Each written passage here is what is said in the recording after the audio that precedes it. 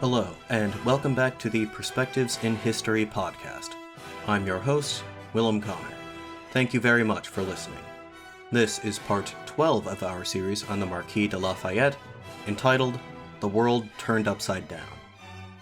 So, I would like to start off by apologizing for the unannounced and prolonged hiatus.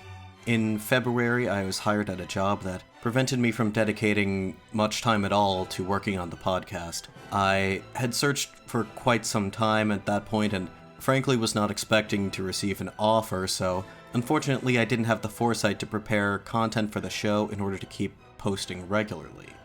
My time at this job has since ended, and I am now enrolled in a master's program at the University of Wisconsin. As counterintuitive as this may sound, this will actually give me more time to work on the podcast, at least in the short term. Another factor accounting for the length of the hiatus is that this current series on Lafayette ended up being significantly longer than I had originally planned for. Looking ahead at the release schedule, there are 6 more episodes in this series as of right now, with Part 18, the final part, slated for release on November 29th. After that, I plan to immediately begin another series 2 weeks later, beginning December 13th. I'm not sure which one specifically yet, since I have a few scripts ready for production, but I'll have an update for you as we get closer to December. One other housekeeping note before we move on, episode 12 of the Korean War series is now out. I released it a few weeks ago, but since it's backdated to April of last year to maintain continuity in the show's RSS feed, you probably have not gotten a notification about it. Anyway, I'd like to apologize once more for the hiatus. I am truly very sorry about leaving my audience in the dark like I did. I felt very guilty the entire time I was at that job, and I hope to be prepared should I encounter any significant life changes like that in the future. Thank you to all the listeners who reached out to me during the hiatus. It means a lot to know that you appreciate my work and are concerned for my well-being. Rest assured, I am better than ever, and excited to devote more time to this project. Thank you for your patience. Good things are still to come. And with that, let's get on with the show. In the previous episode of our series on the Marquis de Lafayette, we covered events from March to December 1791. Paradoxically, this period saw Lafayette's dream of a constitutional monarchy in France come to fruition, but it also saw the bond between the king and his subjects fatally undermined, setting the stage for the rise of republicanism and the final destruction of the monarchy as an institution. Let's recap. In April 1791, King Louis XVI of France resolved to escape the confines of the Tuileries Palace with his family. From the moment the monarchy relocated its residency from Versailles to Paris, Louis had resisted the entreaties of his advisors to take such a course of action. But after the royal family had been physically prevented from leaving Paris to spend the Easter holiday at their estate just outside the city at Saint-Cloud, Louis's concern for the safety of himself and his family, as well as his troubled conscience regarding the question of religion, led him to change his mind. After months of plotting and scheming, on June 20th, the king, the queen, his sister, and his 2 children tried to make a break for it. Disguised as commoners, they slipped out of the Tuileries Palace in the dead of night and made their way east by carriage. Their destination was the fortress town of Montmédy, on the border with the Austrian Netherlands, modern Belgium, where an army led by their Marquis de Beaulieu, the infamous reactionary and cousin to Lafayette, awaited. What exactly they intended to do once there is a matter of speculation, but it's ultimately irrelevant since they only managed to make it 3/4 of the way there. As soon as their absence was discovered, Lafayette issued orders to all National Guard units in the country to arrest the king and his family and return them to Paris. In the evening of June 21st, the fugitives were spotted near the town of Varennes, where they were halted and detained. Their escape having been foiled, they were unceremoniously escorted back to Paris and returned to the confines of the Tuileries. For Lafayette, the royal family's thwarted escape attempt was a fiasco. As Commander-General of the National Guard of Paris, he was directly responsible for keeping the king in the capital. Prior to the flight to Varennes, he had stated publicly that the king had no intention of doing anything of the sort, and even went so far as to stake his own head on it. He may have salvaged a bit of his credibility by spearheading the effort to halt the escape and successfully returning the fugitive king to Paris, but this would soon be overshadowed by subsequent events. The king's actions were widely interpreted as a betrayal of the revolution. The popularity of the monarchy dropped to a new low, and there were ever louder calls for the deposition of Louis XVI, even for the outright abolition of the monarchy and the establishment of a republic. The National Assembly, wary of making such radical changes for fear of further destabilizing the immediate political situation, deferred on the issue. They temporarily suspended the king's functions as head of state, pending the creation and ratification of a constitution, but also officially cleared him of any criminal liability for the flight on July 15th. This provoked outrage among the left. A petition demanding the king's immediate abdication was drawn up and circulated, and a demonstration in support of this petition was held on the 17th at the Champ de Mars. Fearing that this gathering would turn violent, Mayor Jean-Sylvain Bailly declared martial law. Lafayette, along with the mayor and a company of National Guard, went to disperse the crowd. As we discussed at length in the previous episode, there is a great deal of confusion and debate among historians as to the exact course of events that followed. But the fact that the term describing these events that historians have generally agreed upon is the Champ de Mars massacre, you should have a general idea of what happened. What we do know for certain is that on July 17, 1791, a company of the National Guard under the direct command of General Lafayette opened fire on a crowd of protesters at the Champ de Mars, killing an indeterminate number of people.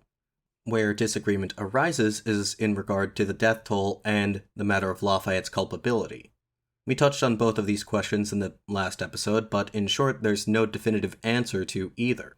Historians believe the death toll was between 12 and 50. As to whether Lafayette gave the order or not, the question remains open. As to his dying day, he himself would neither admit to it nor outright deny it. The crux of the matter is that the actual truth mattered less than the public's interpretation of events. In this regard, the verdict is as follows. That shots were fired into the crowd that day in the first place is enough to prove Lafayette's guilt. Before his untimely death in April of that same year, leading revolutionary and secret asset of the crown, the Comte de Mirabeau, had predicted that Lafayette would bring about his downfall by firing on a crowd. He may not have known the precise circumstances of this, but he could nonetheless observe that our protagonist was losing control of the situation. His mission as Commander-General of the National Guard of Paris, to simultaneously restore and maintain public order while preserving the people's hard-won liberty and advancing the revolutionary cause, was an inherently contradictory one. It was only a matter of time before these contradictions precipitated his downfall. Needless to say, the massacre at the Champ de Mars would inexorably stain Lafayette's once heroic reputation in Paris. He continued to serve in his post for a few more months. When the National Assembly finally fulfilled its promise of creating a constitution in September, Lafayette began to make his exit from the political stage. He resigned his post on October 9th and moved with his family to his native Auvergne, where he intended to live out the rest of his years as a private citizen. Lafayette's retirement was, unfortunately, cut short before the year was even out. The émigrés, nobles who fled France since the beginning of the Revolution, had set up a sort of court in exile under the king's brother, the Comte d'Artois, in the German city of Koblenz. From there, they threatened to make war against the revolutionary government in Paris to restore the king's authority. In August, a joint declaration by the King of Prussia and the Holy Roman Emperor, appearing to back the émigrés' threats, imparted a new sense of urgency to the émigré issue. In the newly inaugurated Legislative Assembly, the ascendant Girondin faction, an offshoot of the Jacobin Club, began agitating for war against the émigrés and their foreign protectors, read Austria by extension, as they were convinced that a war would help them consolidate the gains of the revolution, not to mention their own position in power.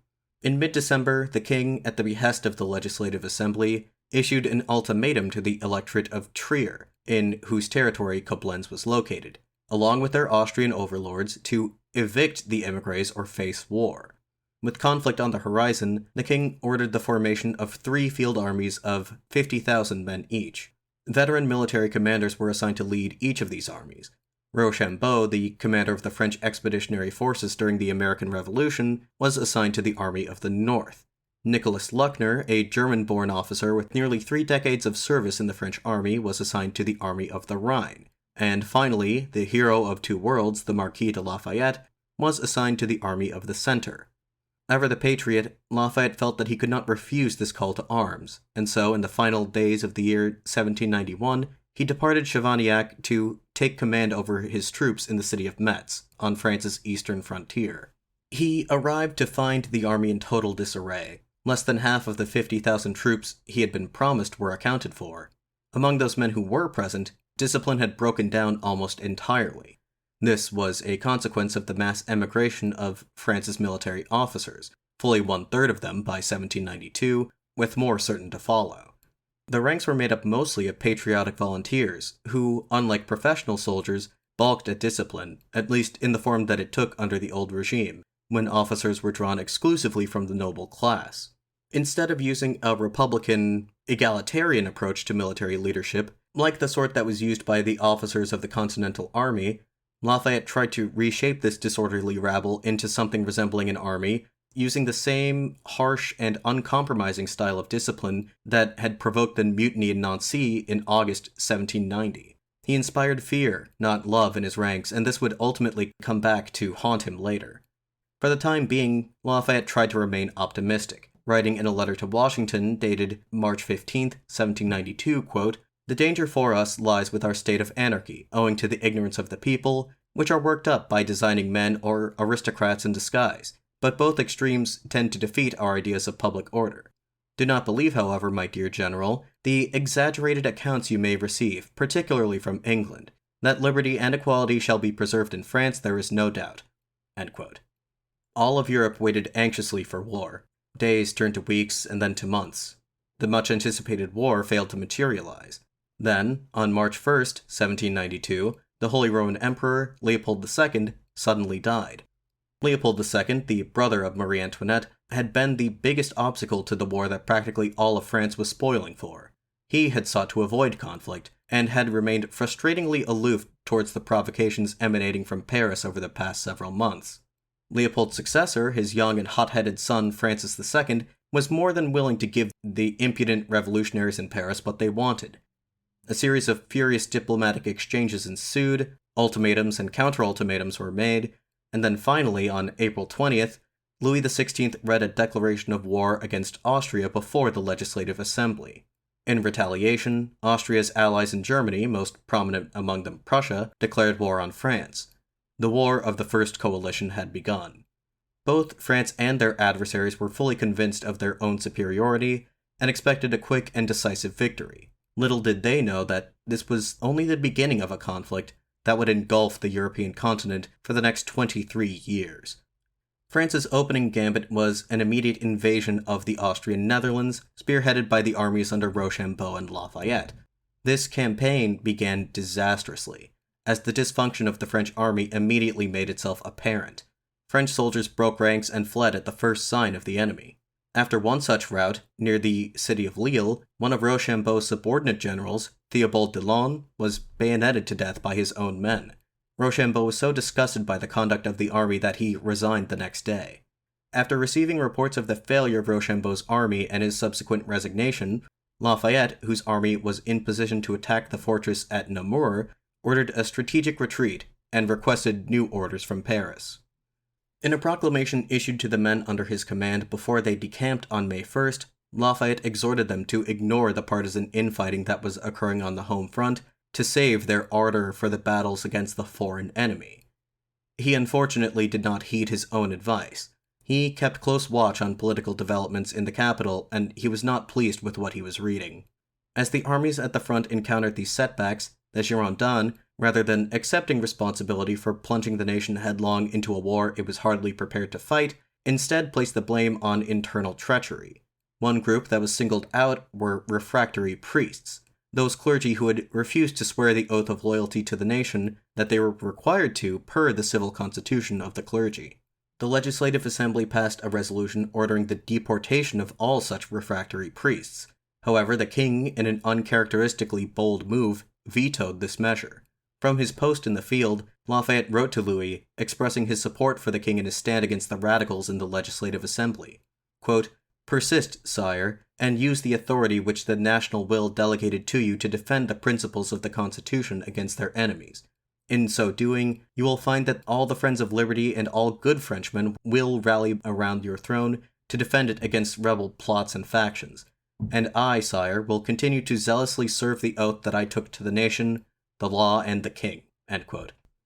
Afterwards, he wrote a lengthy memorandum to the Legislative Assembly denouncing the intrigues of the Jacobins, asserting that they posed the greatest threat to the nation's war effort. The letter, which was read into record in the Assembly on the 18th, read in part, quote, "The Constitution is the law governing the legislature. I blame you, gentlemen, for the powerful efforts to divert you from the course that you have promised to follow.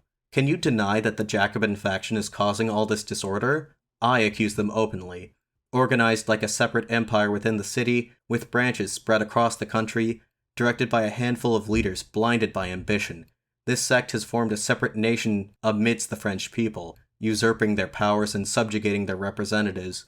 It is that in its public sessions, attachment to the law is called aristocracy, and its infraction is called patriotism.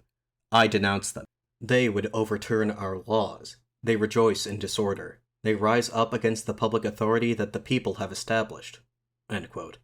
Lafayette concluded his open letter with a plea to the deputies of the Legislative Assembly to legally proscribe the Jacobins and to break up their demonstrations by force.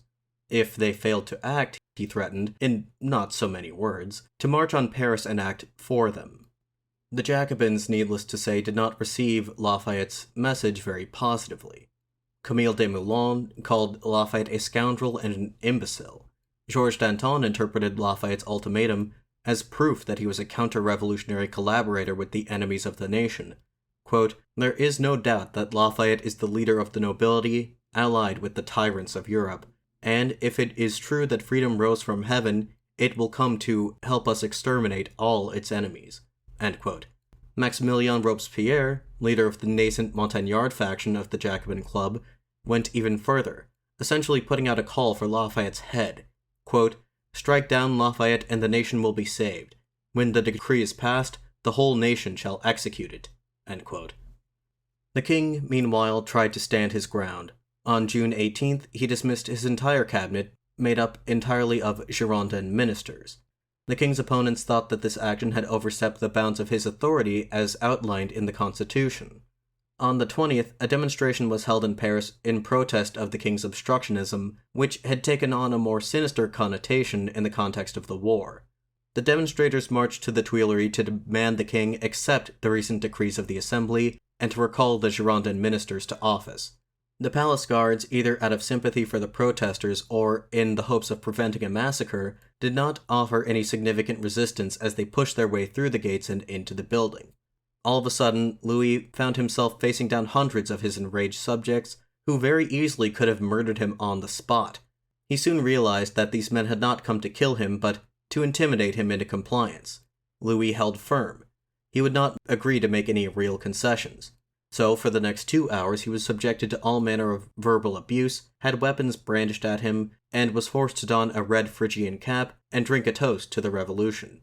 All of this he endured with a remarkable display of graciousness that diffused the tension somewhat and prevented that day from ending in a bloodbath.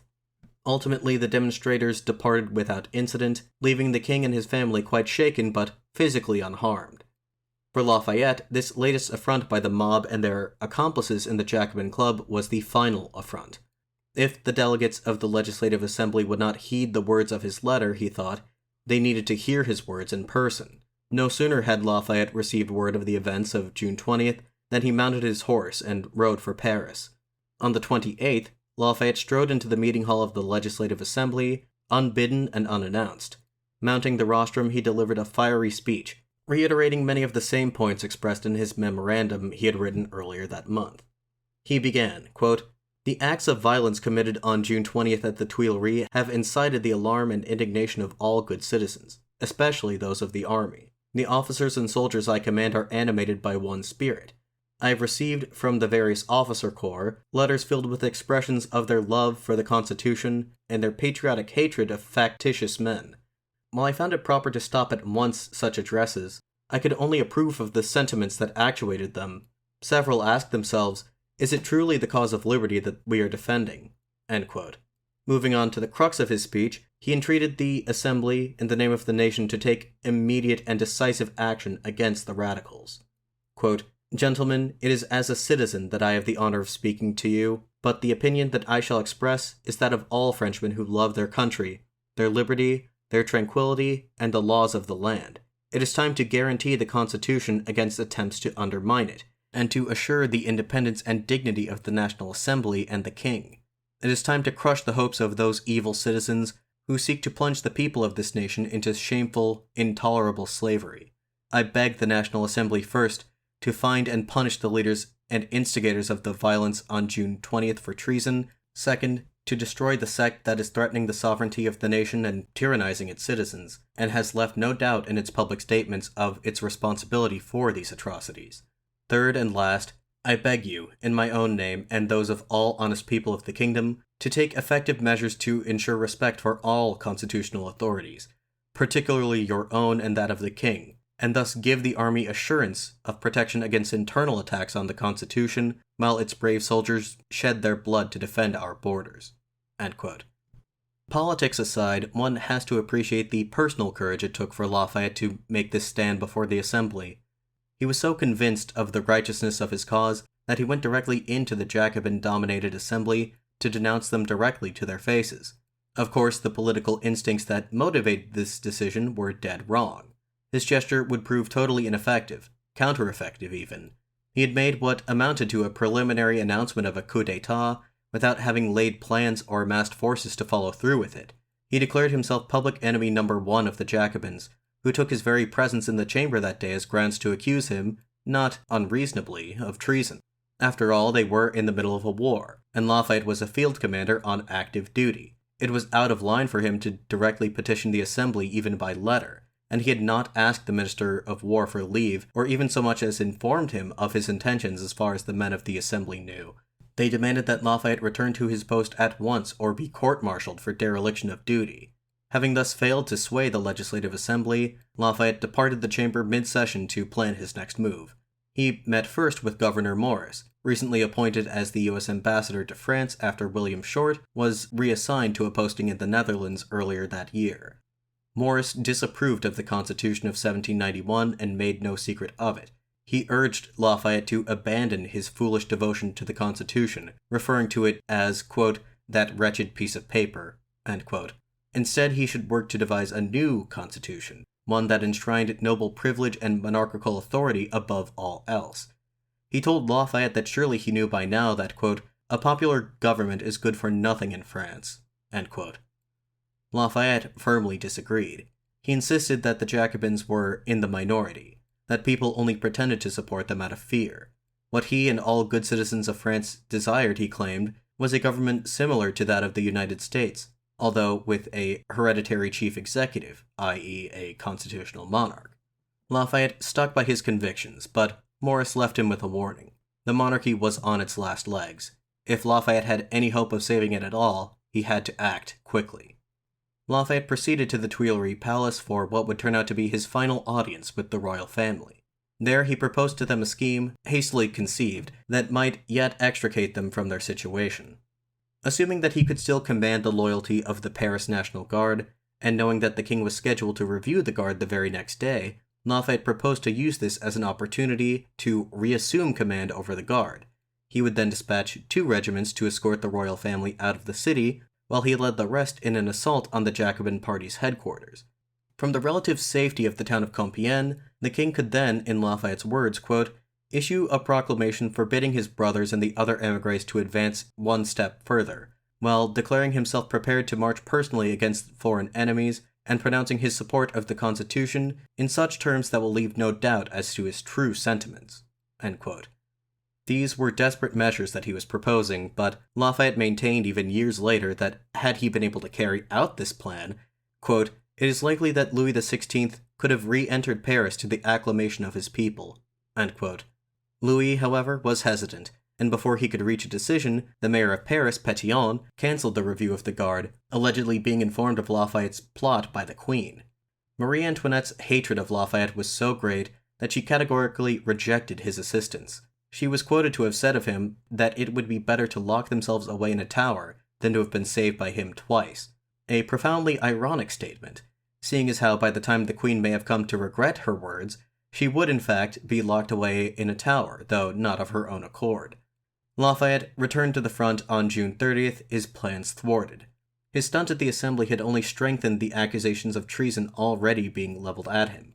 The mood in the capital turned decisively against him. Robespierre issued new calls to strike down Lafayette for the good of the nation, and people on the streets burned the general in effigy.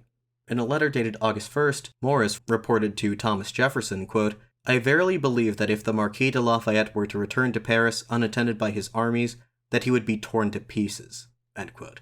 Lafayette's correspondence with his fellow field commander, General Luckner, reveals that he was in fact weighing the possibility of returning to Paris at the head of an army, but these plans fell through when Luckner refused to collaborate. Even worse, these messages were leaked somehow, prompting a new round of public accusations. On July 21st, one of Lafayette's opponents proposed that the Assembly formally charge him with treason and conspiracy. The general sent a message to the Assembly flatly denying the allegations, but his correspondence with Luckner was ambiguous enough that a case could still be made. A vote had yet to be taken as of August 1st, but that day, an explosive new development led the Assembly to table this discussion for the time being. After having repelled the initial French attack in May, the anti-French coalition was, by late July, preparing to launch a counter-offensive into French territory fully intent on capturing Paris. In advance of this invasion, on July 25th, the commander of the Allied forces, a senior Prussian general named Charles William Ferdinand, the Duke of Brunswick, issued a proclamation to the people of France, and Paris specifically, threatening them with deadly retribution if further harm befell the king and his family. The relevant passage reads as follows, quote, "The city of Paris and all its inhabitants, without distinction, shall be required to submit at once and without delay to the king, to place that prince in full and complete liberty, and to assure to him, as well as to the other royal personages, the inviolability and respect which the law of nature and of nations demands of subjects towards their sovereigns. Their said majesties declare, on their word of honor as emperor and king, that if the chateau of the Tuileries is entered by force or attacked, if the least violence be offered to their majesties the king, queen, and royal family, and if their safety and liberty be not immediately assured, they will inflict an ever-memorable vengeance by delivering over the city of Paris to military execution and complete destruction. The rebels guilty of said outrages to the punishment that they merit." End quote. The Brunswick Manifesto, as it is called, was intended to intimidate Paris into capitulation, but just as happened with the Declaration of Pillnitz, it had the exact opposite effect. Throughout the month of July, the radicals of Paris had been plotting an insurrection to depose Louis XVI once and for all. The insurrectionists were hesitant to put their plans into action, but when news of the Brunswick Manifesto reached Paris on August 1st, it imparted a new sense of urgency to their preparations. As historian Simon Schama puts it, the only conclusion that could be drawn from the manifesto was, quote, "They had already committed acts for which they would be unsparingly punished. They had nothing to lose by going the whole distance. All calculations had come down to the final, primitive determination, to kill or be killed." End quote. In the first days of August, leaders of the Jacobins and the Cordeliers, in conjunction with radicals from the working-class districts, the sans-culottes, and National Guard companies, both local and from the provinces, finalized the plans for their insurrection. The call to arms went out in the early morning of August 10th. Thousands of sans-culottes took to the street, while Danton and his allies staged a hostile takeover of the Paris Commune, installing themselves as the new leaders of the municipal government. The Marquis de Mandat, the officer who had replaced Lafayette as commander of the Paris National Guard, was assassinated, causing the remaining loyalist companies of the National Guard to stand down. Battalions of the Paris National Guard from the Faubourg Saint-Antoine and Faubourg Saint-Marcel, along with Fédéré battalions from Marseille and Brest, about 20,000 men in total, marched on the Tuileries, where 900 Swiss guards and 300 or so volunteers prepared to make their last stand. By the time the ferocious assault on the palace began, the king had already fled with his family into the Legislative Assembly's meeting hall. Hearing the sounds of combat from the Salle du Manège, Louis hastily scribbled an order to the commander of the Swiss Guard to lay down their arms and withdraw to their barracks. The Swiss had resolved to resist to the bitter end, but chose to obey the order.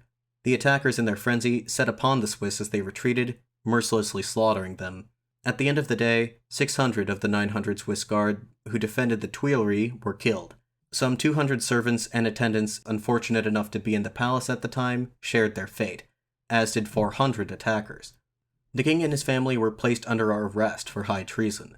They were taken to the Temple, a forbidding medieval prison in the northeastern corner of the city, where they would await trial. When news of the insurrection of August 10th reached Lafayette at his headquarters in the town of Sedan, he felt that his hand was forced. He had no choice but to ride to the monarchy's rescue. He now firmly resolved to do precisely what he had been accused of plotting to do not even 2 weeks prior, to lead a march on Paris. Knowing that he had to be able to rely on his troops' loyalty if this gamble was to have even the most remote chance of success, the general sought to confirm that loyalty in his tested and true manner. He had the battalions lined up for review, and asked each of them in turn to swear an oath of renewed loyalty to the king and the Constitution. No doubt the men under his command were quite used to swearing oaths by now, but to Lafayette's horror, this time was different. Those that went along with it did not seem particularly enthused, and 2 of the battalions outright refused to swear the oath. When he ordered the rest of his army to arrest the insubordinate battalions, not one of them moved. It was at that moment that Lafayette realized it was too late. The deposition of the king and the abolition of the monarchy would not be made official until September 21st. In the immediate term, the king was formally suspended as head of state, and his powers as head of state were transferred to a provisional executive council. Georges Danton became the Minister of Justice in this council, and one of his first acts in this capacity was to send commissioners to Lafayette's command headquarters to carry out an inquiry into the general's recent behavior. Lafayette immediately had these commissioners arrested. In response, the Executive Council relieved him of his command, and on August 17th, Danton issued a warrant for the arrest of his old nemesis, the charges being, quote, rebellion against the law, conspiracy against liberty, and treason against the nation, end quote. He was ordered to return to Paris at once and explain himself. Lafayette had been well and truly backed into a corner. He was out of time and out of options. Leading his army against Paris was a non-starter, for reasons that we've seen. For a moment he contemplated complying with the warrant on the basis that he was innocent of the crimes that he had been charged with, but returning to Paris alone and putting himself at the mercy of the Jacobins would inevitably end with his execution. There appeared to be only one course of action left: to run. Throughout his life, Lafayette had never been the type to admit defeat, but what other choice did he have? He explained the rationale behind his decision in a missive that he left for the municipal councillors of Sedan. Quote, the best way to serve my country now is to relieve it of my own head, which the enemies of liberty have prescribed, but which will never bow before despotism of any kind. Penetrated with grief at not being able at this moment to be useful to my country, I will only wish that the sacred cause of liberty and equality, desecrated by the crimes of a certain faction, will soon break loose from its enthrallment, and in renewing to a truly patriotic nation the oath of fealty that I have taken to the principles which have animated my whole life. End quote. Late in the night of August 19th, 1792, Lafayette, accompanied by a cadre of loyal officers and a few servants, quietly decamped for the border with the Austrian Netherlands. Their plan was to pass through the country and make for the Dutch Republic, which was still neutral, and from there decide their next move. I'll now have to briefly pause the narrative to introduce some of Lafayette's companions, since we'll be following them for quite a while. A couple of them are figures that I've introduced in the narrative already. One was Jean-Louis Rameuf, Lafayette's aide-de-camp who was sent to apprehend the king during the flight to Varennes. The other is Louis Morel, Chevalier de la Colombe. If you'll recall from way back in episode 2, Colombe was one of the passengers on the ship that Lafayette took to the New World in 1777. After Lafayette secured his commission in the Continental Army, Colombe served under him as an aide-de-camp and fought with him from Brandywine to Yorktown. Next, we have Jean-Xavier Bureau de Pouzy. 7 years Lafayette's senior, Pouzy was a member of the Army's Engineering Corps, and had been a deputy of the National Constituent Assembly from the time that it was founded to when it was dissolved. Then there was Alexandre Lemaitre, a veteran of the American War of Independence, and one of the leaders of the short-lived Feuillante faction that dominated the assembly from July 1791 to March 1792. Then there was Charles-Césaire Defay de la Tour-Maubourg, a 36-year-old career military officer and fellow native of the Auvergne region. His 2 younger brothers, Marie-Victor and Juste Charles, aged 24 and 18 respectively, were also with him. All 3 brothers would later serve in either the civil service or the military under Napoleon, Marie-Victor most famously so as a commander in the cavalry corps during the Russian campaign. Anyway, I'm getting off topic here. Apologies for the diversion. The news of Lafayette's flight went over in Paris about as well as might be expected. More furious denunciations, more burnings in effigy, and so on. The busts of Lafayette and Bailly on display at the Hôtel de Ville were smashed to pieces. In the assembly, proposals were made to have his properties, even his family members, seized. One Jacobin deputy summarized the prevailing sentiment, quote, "Lafayette may have escaped the law, but he cannot escape the hatred of the nation and the horror of posterity." End quote. In his absence, however, there was only so much they could do. Governor Maurice, who at this point was hardly making an attempt to hide his contempt for Lafayette, wrote to Jefferson, quote, "He and his friends have nothing to hope for. His circle is now completed. He has spent a fortune on a revolution and now finds himself crushed by the wheel that he has put into motion. He lasted longer than I expected." End quote. Referring to Lafayette as the most hated man in Europe, Maurice explained to Jefferson that, for the crime of having started the revolution in the first place, the forces of reaction, the French émigrés and European monarchs, despised him just as much as the forces of revolution, Robespierre, Danton, and company, did for his alleged betrayal. Because of this, Maurice predicted that wherever Lafayette intended to go, he would not get very far. He had nowhere left to run.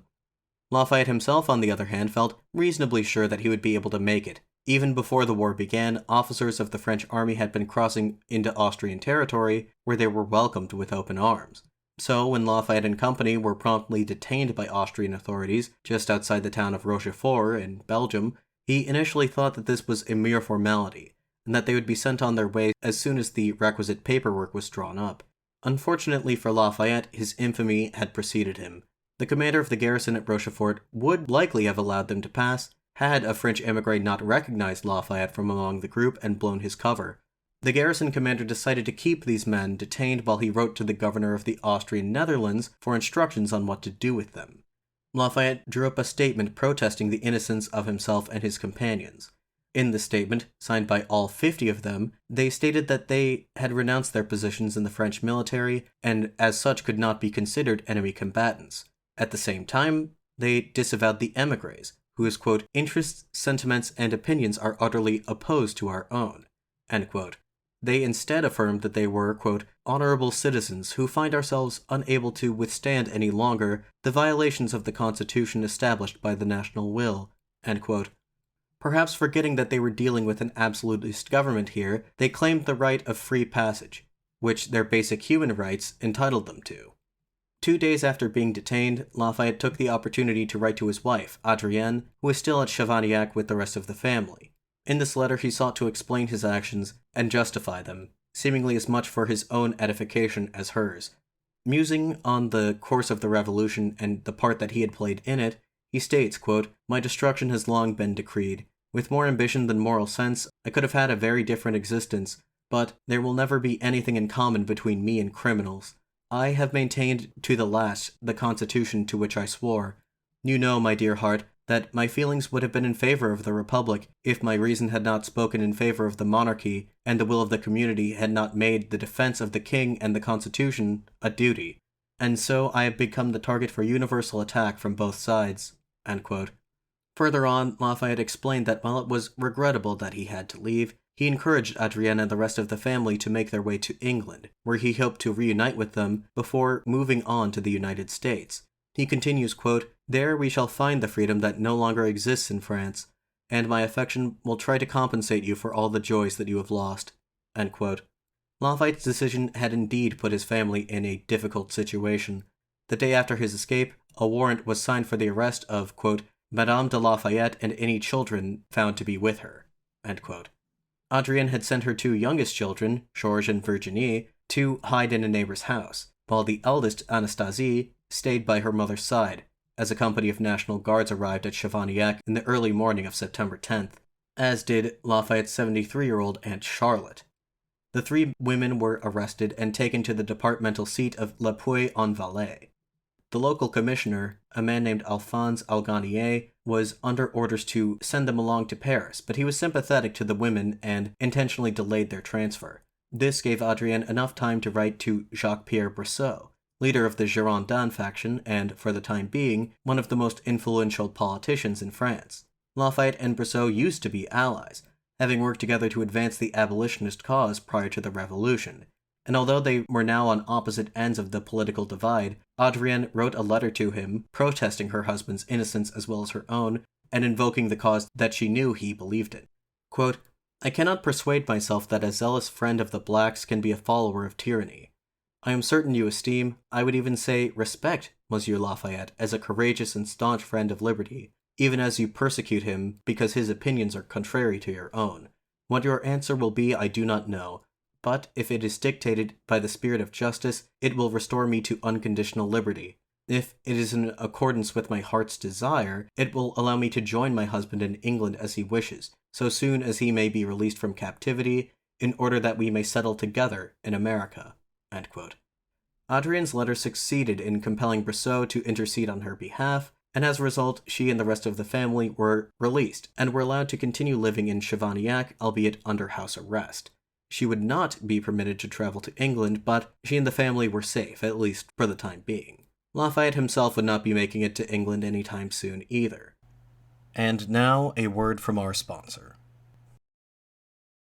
And now, back to the show.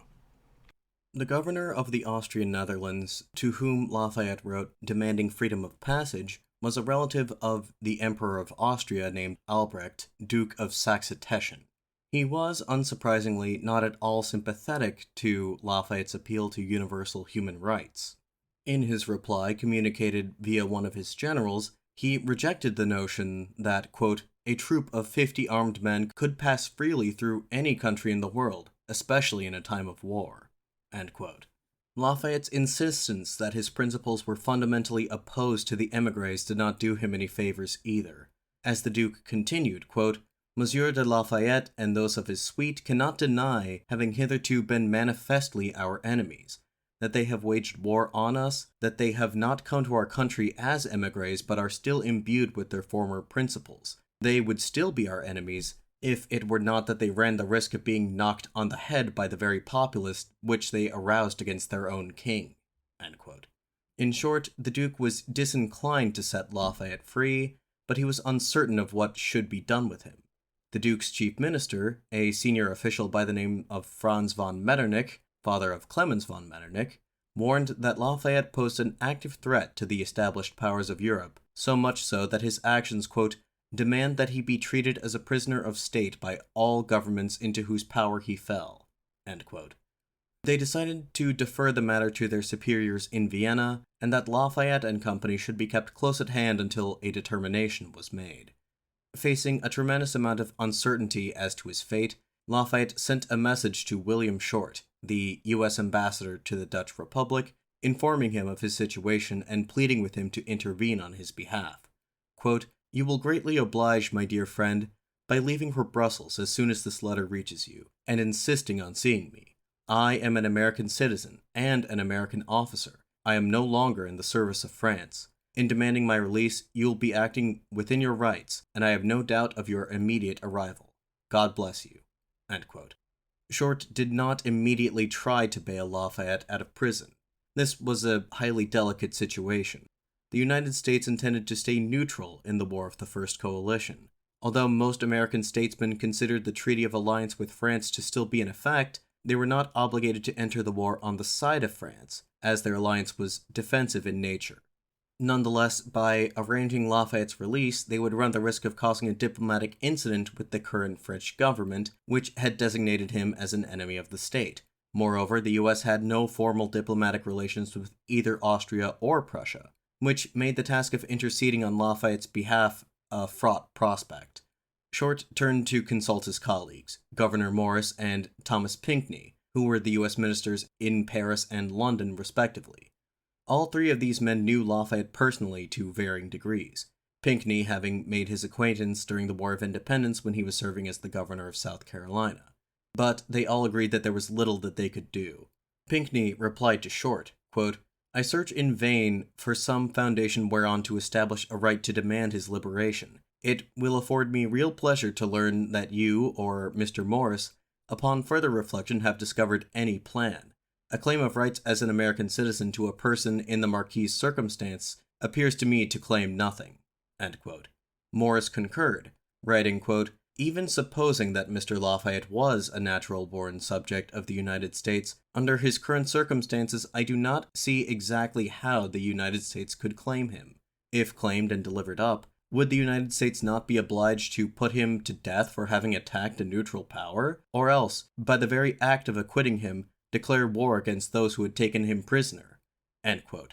These hypothetical scenarios that Maurice posits are a bit of an exaggeration, but the underlying logic reflected the consensus of the three diplomats. Even though honorary citizenship had been bestowed on Lafayette in 1784, invoking that status would undermine the United States' claim to neutrality. In another message to Short, Maurice makes it clear that the diplomatic situation was such that there was nothing that they could do. Quote, "My opinion is that the less we meddle in the great quarrel that agitates Europe, the better it will be for us. And, although the private feelings of friendship or humanity might properly sway us as private men, we have in our public character higher duties to fulfill than those which may be dictated by the sentiments of affection towards one individual." End quote. Despite the fact that no reply from Short was forthcoming, Lafayette remained hopeful that his American brethren were working to secure his release. In early September, he wrote to his associate and fellow America enthusiast Louis Alexandre de Rochefoucauld, stating that he still had faith in the American experiment and that he intended to relocate to the U.S. once he was able. Quote, "If I regain my liberty, I shall become once more purely American, and finding again in that happy land an enlightened people, friends of liberty, observers of the law, grateful for the happiness that I had been useful to them, I shall relate to my great friend Washington and all my other companions from the American Revolution how, despite my efforts, the French Revolution was defiled by criminals, thwarted by plotters, and destroyed by the vilest of men using corruption and ignorance as instruments of destruction." End quote. By the time this letter would have reached its intended recipient, Rochefoucauld was already dead. Captured near the town of Gisors by volunteer soldiers on their way to the front lines, he was dragged from his carriage, stoned to death, and subsequently dismembered with sabers, all in front of his horrified wife and mother. Rochefoucauld was just one of hundreds of people who were killed during what were the 4 bloodiest days of the French Revolution, an episode that historians refer to as the September Massacres.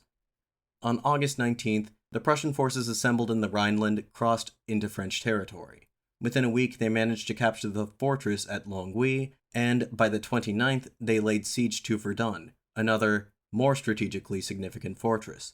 If it fell, there was little else standing between the Prussian army and the capital. With the military situation becoming increasingly dire by the hour, Paris was gripped by paranoia.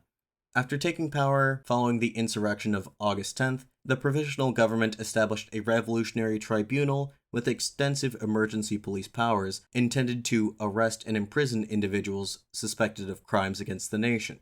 In the final days of August, as the enemy closed in, and the people of Paris saw counter-revolutionary conspiracies every way they turned, the city's prisons were soon filled to capacity. At the same time, a sizable portion of Paris's able-bodied men enrolled in the army to face the invaders, but this presented a new problem.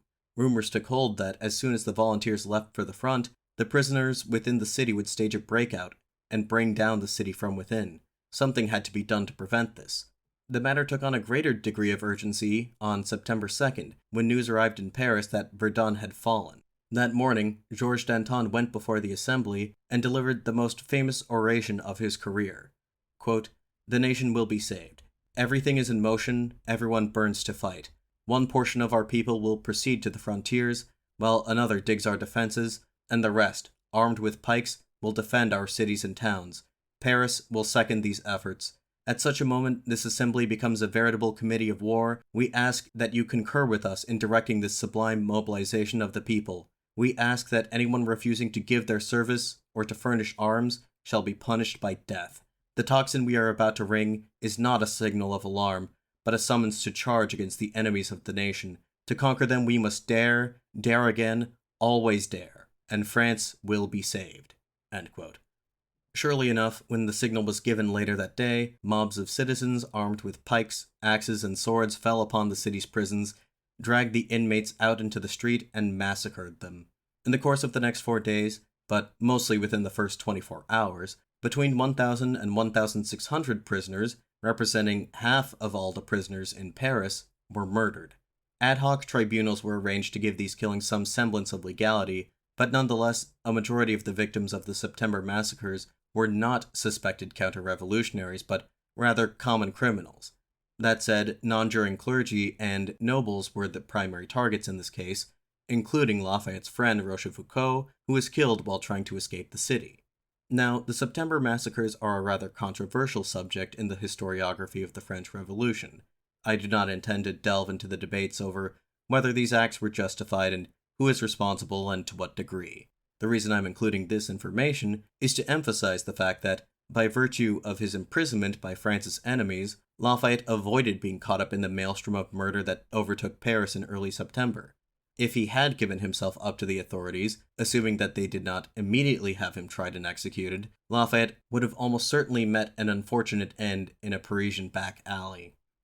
On September 4th, as Paris was being purged of undesirable elements, Lafayette and his companions were transferred to a different prison in Luxembourg.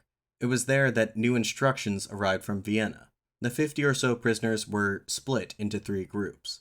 The enlisted men and lower-ranking officers were immediately released from custody and deported. Most higher-ranking officers were designated as prisoners of war and were taken to a prison in the port city of Antwerp. Lafayette and 3 others, Lameth, the eldest Latour, Maubourg, and Dupuisy, were not so lucky. They were designated as prisoners of state. This was a legal classification that could be applied to foreigners deemed guilty of political or ideological crimes. In the case of these 4, they were charged with fomenting revolution on the grounds that each of them had served in the National Assembly. What this designation prisoner of state meant in practical terms is that while the men classified as prisoners of war, according to the customs of the time, could be paroled or repatriated to their native country as part of a prisoner exchange, prisoners of state were to be afforded no such treatment. 4 days later, on September 8th, a tribunal of Allied leaders in Vienna reached a verdict. They determined that, quote, the existence of the Marquis de Lafayette is incompatible with the security of the governments of Europe, end quote. He and his 3 accomplices were to remain prisoners of state indefinitely. Lafayette wrote a letter to the King of Prussia, Frederick William II, demanding his release. He received a reply not from the king, but from the Duke of Saxe-Teschen, rebuking the Marquis for his misdeeds, and in doing so, inflating his role in the revolution to an unreasonable degree. Quote, it is with regret that I am determined not to grant you the liberty that you have demanded, as it was you who was the instigator of this revolution that has overturned France, because it is you who have put your king in chains, stripped him of his legitimate rights and powers, and held him captive, because it is you who was the principal instrument of all the disgraces that have befallen that unhappy monarch. It is only just that those of us who are working to re-establish his dignity should hold you until the moment that your master, after having regained his liberty and sovereignty, can, in his justice or his mercy, decide your fate. End quote. In other words, until the victorious allies could extradite him to France under a restored Louis XVI, they would pass no final judgment. Lafayette would be held indefinitely. At that moment, they were rather confident that their victory was close at hand, and so they made no contingency plans in this regard. When the war against France dragged on for far longer than anyone expected, Lafayette and his fellow prisoners of state would be left in a sort of limbo.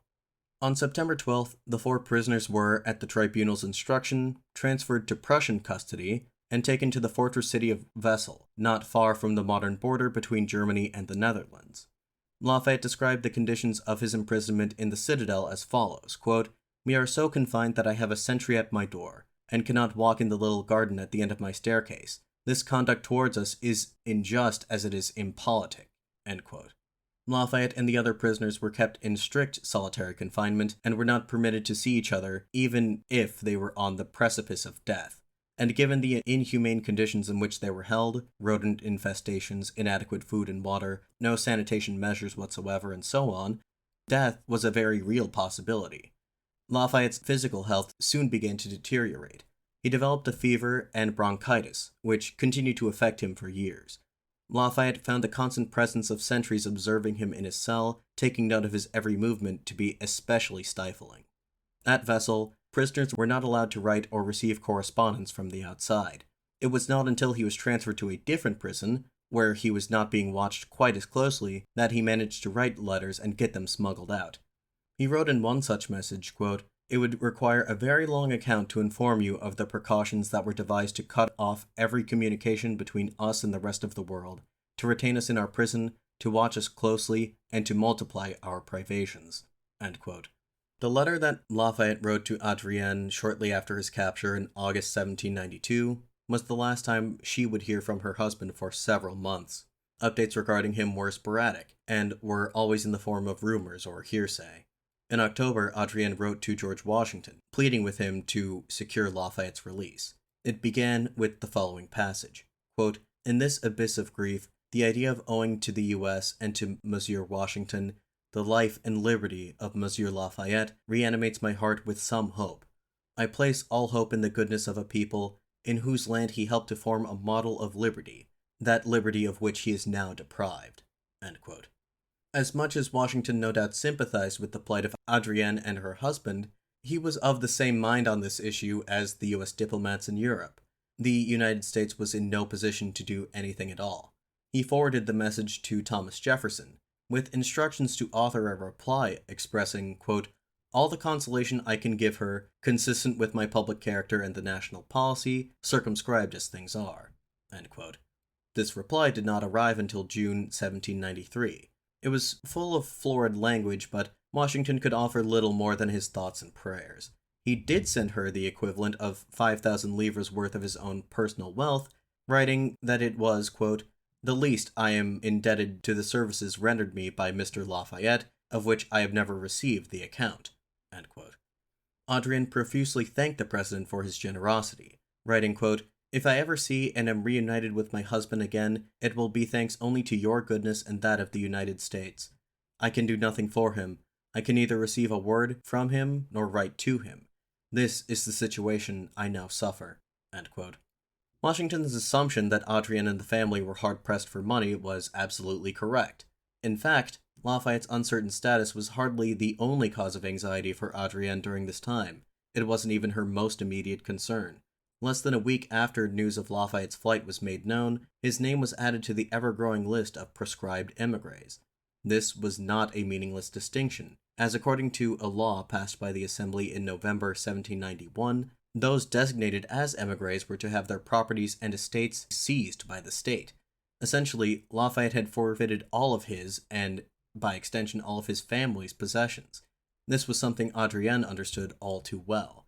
She immediately began hiding the family's most valuable possessions: expensive paintings, ceremonial swords and other military trophies, family heirlooms, and other things of that nature. These she either buried or gave to trusted neighbors for safekeeping. She did the same with most of her husband's papers, though the documents she thought might be most incriminating she had incinerated. On August 30th, 4 commissioners from the departmental government were sent to the Château de Chavignac to conduct a full inventory of the estate. Practically everything of value they could find was confiscated and subsequently auctioned off to raise revenue for the state. Even the estate itself was seized, although the family was permitted to continue living on the property for the time being, albeit as tenants rather than proprietors. It should be remembered that Lafayette held extensive properties throughout the Auvergne and elsewhere in France. It was from these that he derived his wealth, in particular the estates in Brittany that he inherited from his mother, which accounted for half his annual income. All these properties were likewise confiscated by the government, as were his plantations in French Guiana. In episode 7 of this series, we discussed how, in late 1785 and early 1786, Lafayette purchased these 3 plantations in France's South American colony, along with the slaves who worked on them, about 70 individuals in total, with the intention of gradually improving their conditions and eventually emancipating them. I should emphasize the eventually part, because as of 1792, these slaves, while they were treated fairly and had a better standard of living than most others, still had yet to be legally emancipated. They were still considered property by the state, and were to be seized, inventoried, and sold accordingly. There's every reason to believe Lafayette's intention to free these slaves was sincere, but in the 6 years or so that had passed since he began this abolitionist experiment, his attention had been redirected elsewhere. Adrienne had long since taken over management of this project. Her own concern for the slaves' well-being can be seen in the letter that she wrote to the Ministry of the Marine, the government ministry in charge of colonial administration, pleading with them to allow the plantations to continue operating as they had been and to not auction off the slaves. The ministry did opt to break up the smaller plantations and sell them, and the people who worked there, though they did list families as one item, so at the very least they would not be forcibly separated from each other. The largest plantation, La Belle Gabrielle, along with its associated slaves, remained in possession of the state. Ironically, its inhabitants were not freed until slavery was abolished in France and its overseas holdings on February 4th, 1794, well after Lafayette lost possession of the property. Lafayette's abolitionist experiment did not, as he proposed it to George Washington nearly a decade prior, succeed in creating a model of emancipation that would be adopted the world over. The true impetus for the abolition of slavery was not provided by the scheme of gradual emancipation, but by an armed insurrection of former slaves in the colony of Saint-Domingue. Listen to my series on the Haitian Revolution if you're interested in learning more about that. Lafayette would eventually have an opportunity to regain the La Belle Gabrielle plantation, but by that time, the French Republic's imminent reimposition of slavery would place him in quite the moral bind, but more on that later. To return to the matter at hand, the confiscation of Lafayette's property, human and otherwise, by the revolutionary government left his family on the verge of destitution. Adrien lodged a formal complaint with the relevant authorities in Paris, arguing that it was, quote, an enormous injustice to apply the laws governing émigrés to one who is, at this very moment, a prisoner of the enemies of France, end quote. Her contention was that her husband was not, in fact, an émigré and therefore should not be classified as one. To the Jacobins, though, it made little difference whether Lafayette was collaborating with the governments of foreign powers or if he was imprisoned by them. They saw him as an enemy of the French nation regardless. As I mentioned a bit ago, updates concerning Lafayette were few and far between. Adrienne's sister, Louise, was still living in Paris caring for their dying grandfather, who had been unable to emigrate due to his health. She acted as an intermediary between her sister and the American embassy in Paris, passing along any new information regarding Lafayette that she could. In November, Ambassador Maurice received a concerning letter from William Short. Short had learned from the Prussian ambassador at The Hague, one Christoph von Keller, of the dire conditions at Wesel. Conditions so dire that von Keller had actually written to his superiors in Berlin requesting that something be done, although nothing came of it. Short's letter to Maurice stated, quote, the treatment of Mr. Lafayette and his companions of misfortune at Wesel is cruel and rigorous in the extreme. It is certain that he is the individual of all France that both the Austrians and Prussians hate with the most passion. The desire of their revenge and their determination to punish him has made them commit the most flagrant acts of injustice. End quote. Adrien was understandably quite concerned. If it was not possible to secure Lafayette's release any time soon, the best she could do for him was to ameliorate the conditions of his imprisonment. As I believe I mentioned when discussing the Bastille back in episode 8, prisoners of this time period were allowed to pay for their own upkeep, usually in the form of better food, clothes, and medicine. But Adrienne was struggling to provide even for herself and her children. She pleaded with Maurice for help. Maurice extended a line of credit to be placed at Lafayette's disposal in prison, and did the same for Adrienne herself when he learned of her situation. It should be noted that Maurice considered these to be loans, and after Lafayette's release, he would try to collect, with interest. But that was still several years down the line. For the time being, these funds would help keep Adrienne afloat during this difficult time. As for Lafayette, most of the funds sent to him would be embezzled by the commandant, meaning that his conditions would remain consistently deplorable throughout the duration of his captivity at Wesel. King Frederick William II was well aware of the cruel and rigorous treatment, to paraphrase William Short, that Lafayette was receiving. In fact, he had actively sought to make his life even more miserable. When the doctor at Wesel urged the king to move Lafayette into more sanitary quarters and to allow him access to fresh air, the king responded with an offer to improve Lafayette's conditions if he divulged information that might give the coalition forces a military advantage. Lafayette categorically refused, telling the messenger, quote, "Your king is very impertinent. Even if I am his prisoner, I will suffer no insults from him." End quote. In a way, Adrienne's argument that Lafayette should not be classified as an émigré did have merit. Even when he was induced to collaborate with the enemies of France, and the aforementioned exchange was not the first time an offer of that nature had been extended to him, he refused, at significant cost to his personal well-being. Lafayette's refusal to cooperate made no difference to the Allies, at least initially. At the time they passed their sentence on him, they had every reason to believe it would not be long before they triumphed completely over the revolutionaries. After the fall of Verdun on September 2nd, coalition forces continued their slow, methodical advance deeper into French territory. Charles-François Dumouriez, who took over Lafayette's former command after his flight, ordered his army south to join another field army led by François Kellerman. The French, now numbering 36,000 strong, took up defensive positions near the town of Valmy. The French émigrés who had attached themselves to the Prussian army had convinced the Allied commander, the Duke of Brunswick, that the march to Paris would be a cakewalk. At Valmy, on September 20th, they would be proven hopelessly wrong. From a purely tactical perspective, it does not seem that the Battle of Valmy should have acquired such historical significance as it has. The action was little more than a glorified artillery duel lasting only a few hours, in the course of which both sides suffered no more than 500 casualties between the two of them. From a strategic vantage, the significance of the Battle of Valmy can hardly be overstated. Here the French finally proved the efficacy of their army of citizen soldiers. The Prussians expected them to break ranks en route after the initial artillery bombardment, but the French stood their ground. As battle cries went up from the French line and their artillery returned fire, enemy morale plummeted. At the end of the day, it was the Prussians, not the French, who would be routed from the field. The famed writer Johann Wolfgang von Goethe tagged along with the Prussian army to observe the battle. That evening, while the Prussian soldiers sat around, dejected, they asked the philosopher what he thought of that day's events. His response could hardly have offered much comfort. Quote, "Here and today, a new epoch in the history of the world has begun, and you can boast that you were present at its birth." End quote. Goethe's prophecy would be validated the very next day. On September 21st, 1792, the Legislative Assembly passed on its powers to a new body, the National Convention. The convention's first act was to abolish the monarchy formally. France was declared a republic. A new epoch in history had indeed begun. Following the unexpected rout of the Prussians at Valmy, the armies of the French Republic, imbued with a new martial spirit, went on the offensive on all fronts. Within a month, coalition forces were pushed out of French territory entirely, and even further still.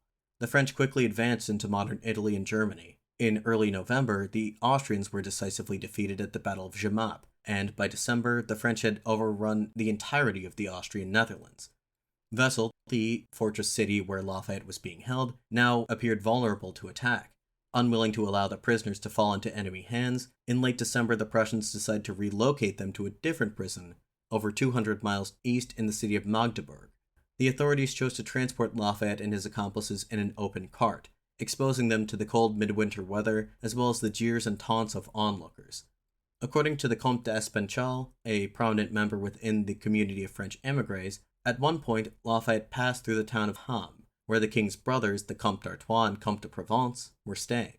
By this point they had ample reason to detest Lafayette and vice versa, but Espenchal maintains that no heated words were exchanged during this chance encounter. No words at all, in fact. The two brothers had known Lafayette for years. He and Artois were once classmates at the Academy of Versailles when they were teenagers. He'd almost joined Provence's retinue in 1774. There was mutual enmity there, to be sure, but their feelings towards each other were more complex than blind hatred. After several days' journey, the prisoners were deposited in a subterranean dungeon beneath Magdeburg Citadel, where they were to remain for precisely 1 year, from January 4th, 1793 to January 4th, 1794. And when I say dungeon, I do mean that in a literal sense. Lafayette himself wrote a letter describing his accommodations in March of that year.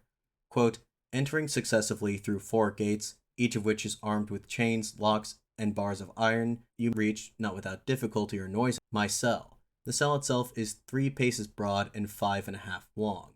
The wall next to the ditch is dripping with moisture, and that opposite permits the light of day, though not the rays of the sun, to enter through a small but closely grated window." End quote. The conditions at Magdeburg were similarly miserable to those at Wesel, at least initially. Lafayette continued to suffer the adverse effects of his confinement, as did his fellow prisoners, who he was occasionally able to catch glimpses of. As he reported, quote, "I doubt if Lameth will hold out much longer. He was already dying at Wesel, but seems a little better here. Monsieur de Pouzy suffers much, though he is less ill. The same could be said of Malberg. His appearance has greatly changed." End quote. Lafayette suspected that their captors were trying to kill them gradually, saving them the trouble of having to execute them.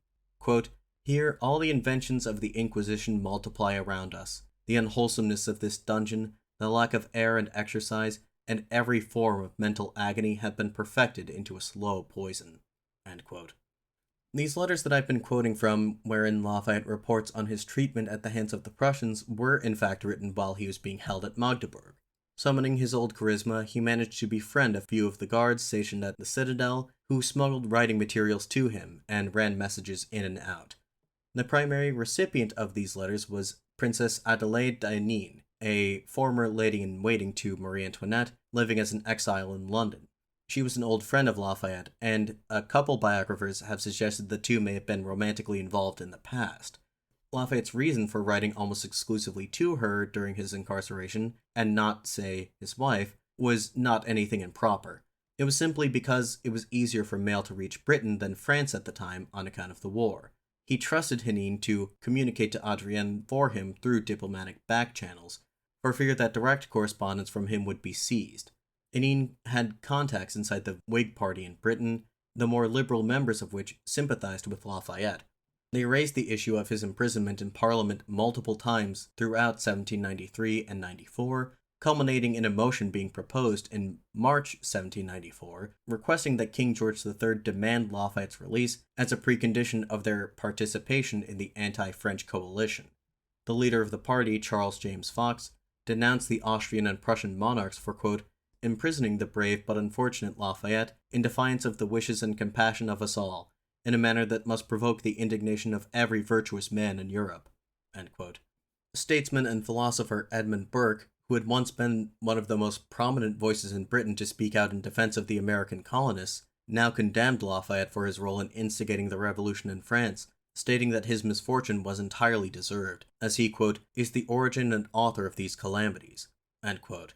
Surprisingly, one of the members of Parliament to speak on Lafayette's behalf was Lord Charles Cornwallis, the very same man who had been his adversary during the Virginia campaign in 1781. Ultimately, the motion was voted down, 138 to 26, but this would not be the last effort his friends and supporters in London would make on his behalf. When legal methods failed, they would turn to more drastic measures to secure his release, but we will cover that in the next episode. All of that having been said, although his supporters both in London and elsewhere were unable to apply sufficient pressure to the Prussian government to have Lafayette released from prison, they at least met with a modicum of success in improving his immediate conditions. And so, as the winter of 1793 gave way to spring, Lafayette found his situation gradually becoming more bearable. The commandant at Magdeburg was less severe than the one at Wesel. He was also not nearly as corrupt, as he actually gave Lafayette access to the funds that his friends and family had sent to him instead of siphoning them off into his own accounts. This money allowed Lafayette to purchase better food and even books for himself. The guards did take the precaution of tearing out the blank pages to deter him from writing letters, which, as we've seen, he was already managing to do regardless. Lafayette was even allowed to spend time outside his cell for the first time since his imprisonment. Every day, for 1 hour, he was permitted to take a walk in the prison courtyard, accompanied at all times by an armed guard. It may not have been much, but to Lafayette this represented a significant improvement, and his health began to recover. He wrote to Henin, quote, "Finally, after 5 months, I have felt, not without astonishment, the contact of the outside air. I saw the sun again, and I am very happy." End quote. One of the guards who he had befriended began bringing him newspapers, from which Lafayette was able to learn of some of the events that had transpired in France since his arrest: the September massacres, the Battle of Valmy, and, most recently, the trial and execution of Louis XVI. Officially referred to as Citizen Louis Capet after the monarchy was formally abolished in September of that year, the former king of the French was put on trial before the National Convention beginning in December. A total of 33 charges were brought before him, nearly all of which were tantamount to high treason. Responding to each accusation in turn, Louis either denied wrongdoing or claimed to have no memory of these events. The preponderance of evidence against him, however, made a guilty verdict a foregone conclusion. 683 deputies voted to convict, with the rest either absent or choosing to abstain. Not one vote was cast in Louis's defense. The debate then turned to the matter of his sentence. A series of further votes were conducted to determine whether he should be put to death, and if the sentence should be carried out immediately. A majority voted for death without reprieve, and so the sentence was carried out on the morning of January 21st, 1793. The former King Louis XVI was executed by guillotine at the Place de Révolution in Paris. We are only left to imagine how Lafayette felt upon learning of the fate of the former king. He certainly would have mourned his loss, but he had to have foreseen something like this happening. The relationship between the Marquis and his lord had taken a turn for the worse since the outbreak of the Revolution. That much is indisputable. Louis saw Lafayette as a thorn in his side, his captor, a potential usurper. By the end he may well have hated him. His wife certainly did. But despite all this, Lafayette remained loyal to his sovereign to the end, and, moreover, I believe he continued to respect him on an interpersonal level as well. Not to put too fine a point on things, but it was his continued devotion to the monarchy that forced him into exile in the first place. He never said as much outright, but I'm inclined to think that Lafayette believed he failed Louis on some level. In 1789, just after the October days, Lafayette wrote of the king and queen, quote, "They would be better served by a tougher man." End quote. He had ample time to reflect on these things in prison, but after his release he had little to say on the matter. It was also during his time at Magdeburg that Lafayette's jailers allowed him limited contact with his wife. Thanks to the intercession of U.S. Ambassador to Great Britain Thomas Pinckney, the Prussians permitted him to receive a brief message from Adrienne informing him that she, the children, and his aunt were still alive and well, at least for the time being, and to write an even briefer reply. It read, quote, "It was more than I dared hope, my sweetheart, that the 5 dearest people in my life would still be together in the safety of Chavagnac. I had envisioned you in far more difficult circumstances, but I know that you will find solace in knowing that your tenderness and love are the happiest memories of my life, my consolations in solitary confinement, and the wellspring of everlasting joy in the future, if I am allowed to return to my family." End quote. What Lafayette was unable to fully appreciate from behind bars was that events in France were transpiring at such a breakneck pace that by the time Adrienne would have received his message, she herself would already have been arrested. The execution of the former king provoked most of Europe's remaining neutral powers into joining the anti-French coalition. This included Spain, the Dutch Republic, and, most concerning of all, Great Britain. Surrounded on all sides, the armies of the French Republic did their best to stave off enemy advances but were being steadily pushed back. In a short period of time, practically all the gains the French had made since the Battle of Valmy were reversed, and coalition forces were once again encroaching on French territory. The army's defense was hampered by chronic shortages of supplies, as well as continued defections of high-ranking officers. In April, General Dumouriez, one of the heroes of Valmy, deserted his command and voluntarily surrendered to the Austrians. Months later, a traitorous admiral surrendered France's entire Mediterranean fleet to the British at Toulon. Domestically, the continuation of the war placed ever-worsening strain on France's economy. Internal opposition to the revolutionary government in Paris began to mount across the country. Major cities like Lyon and Marseille were convulsed with riots, while in the west, a Catholic and royalist insurgency centered on the Vendée region escalated into an outright civil war. On July 13th, Jean-Paul Marat, the fiery journalist who was so frequently at odds with Lafayette, was assassinated in his home. The culprit, Charlotte Corday, was a Girondin sympathizer.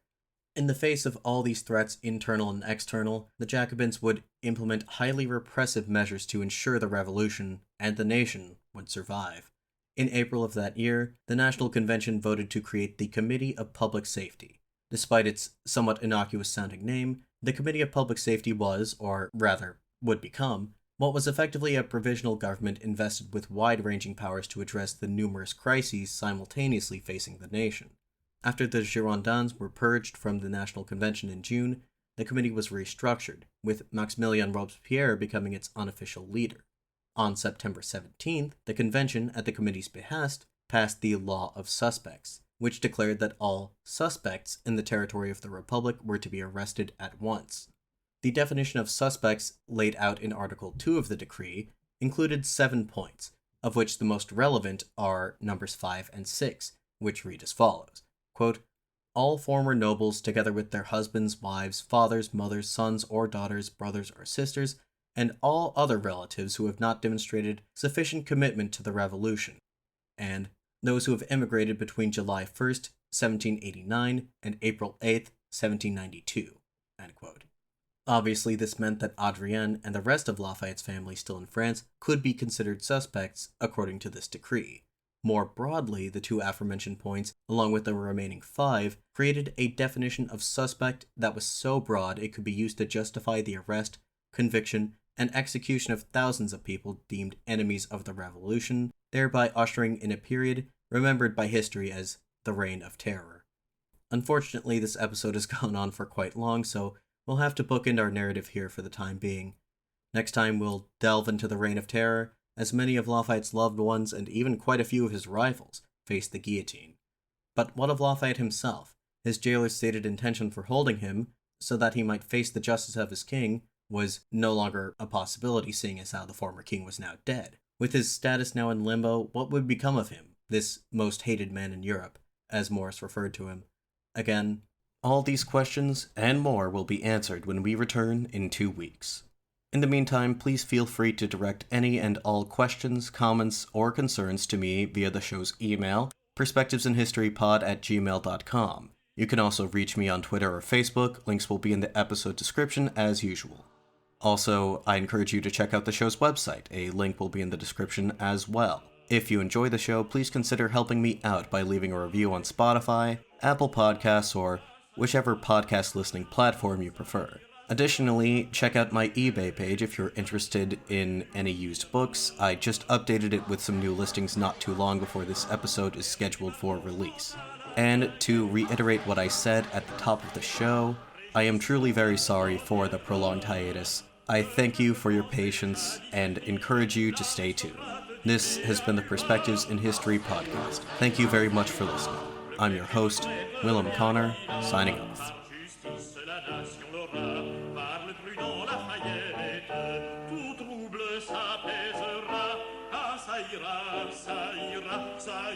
Ça ira, réjouissons-nous, le bon temps viendra. Ah, ça ira, ça ira, ça ira. Par les flambeaux de l'auguste assemblée. Ah, ça ira, ça ira, ça ira. Le peuple armé toujours se gardera. Le vrai d'avec le faux l'on connaîtra. Le citoyen pour le bien soutiendra. Ah, ça ira, ça ira, ça ira.